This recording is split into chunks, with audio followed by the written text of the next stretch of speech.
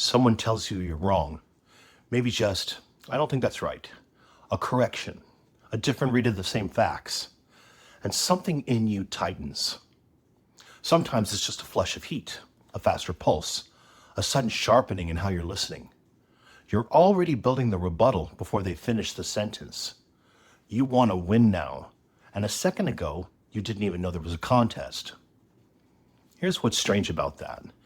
It was just a disagreement about a fact or a plan or how to read something. The kind of thing reasonable people land on different sides of every day. Nothing was taken from you. No one insulted you. Someone simply thinks the truth is shaped a little differently than you do. And now you're angry, bracing, like something's under attack. And here's the part that really doesn't add up. The angriest reaction often comes when you're most sure that you're right.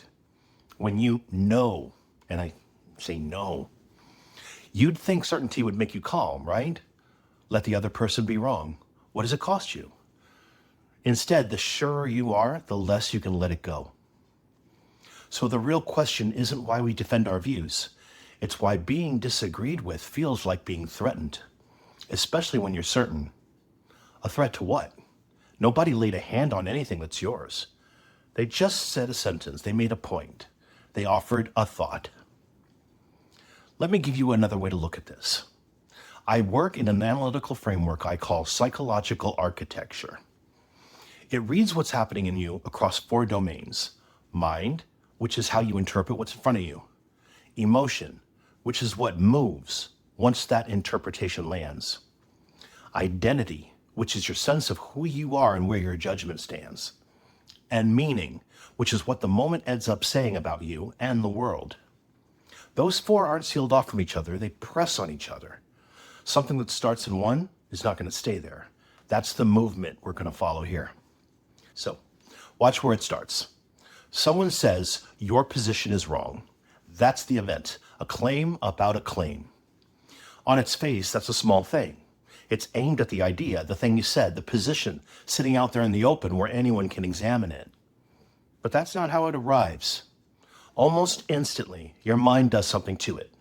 It doesn't simply hear that one claim is being questioned. It quietly turns the disagreement into a different kind of event. You may already be certain that your idea is right, so the question your mind reaches for becomes, why does this person's version of things get to stand next to mine as if it's equally valid? The disagreement stops being about the claim and becomes about the fact that a competing verdict is being offered at all. That's the move. Notice how silent it is, and notice that it has nothing to do with vanity. Nobody said you were foolish. Something quicker happened. A claim about an idea quietly became a challenge to the knower and to the standing of the mind that produced the idea, and whether its read on things is supposed to settle the matter. Once that's the event, emotion has something to defend. You're no longer protecting an idea. You're protecting the authority of your own judgment. And the body answers accordingly. The heat, the quickening, the urge to come back hard. It gears up as if you're under threat, because as far as your interpretation is concerned, you are. Here's the question that opens the whole thing up. Threat to what exactly? You can be completely right and lose nothing. The other person can be wrong all day, and you're still intact. So what's actually going on? This is where identity carries the weight. Part of who you take yourself to be is someone whose read on things is sound. Someone whose seeing clearly is supposed to count, supposed to be the thing that ends the question. You may never say that out loud, but it's load-bearing. It's part of how you move through a day, on the quiet assumption that when you look at something and see it plainly, that seeing has weight, that it settles things. And a disagreement, once your mind has turned it into a challenge to the knower, presses exactly there. You looked at the facts, you saw them clearly, and your seeing them clearly wasn't enough to end it. Someone stood in front of the same reality, reached a different verdict, and treated it as legitimate. Your judgment didn't carry the authority it's supposed to carry. And something in you will not sit still for that. because that authority is part of the ground you stand on. That's why it's anger and why certainty makes it worse. A person who's unsure has somewhere to go, right? They can concede, they can reconsider, lose a little and move on. But a person who's certain has no give. The disagreement can't be metabolized as, let me think about it, because there's nothing to think about. You already know. So the friction has nowhere to drain. It converts into something sharper. Why does this wrongness persist in front of me, refusing to yield? The other person's error becomes intolerable precisely because you can't absorb any of it yourself. And then meaning closes the loop. It stops being about this one exchange. Quietly, it becomes bigger. If my judgment doesn't settle this, does it settle anything at all? If seeing clearly isn't enough to end a disagreement, then what is my read on the world actually worth? One instance of being met with a competing verdict becomes a question about whether your judgment carries any authority at all.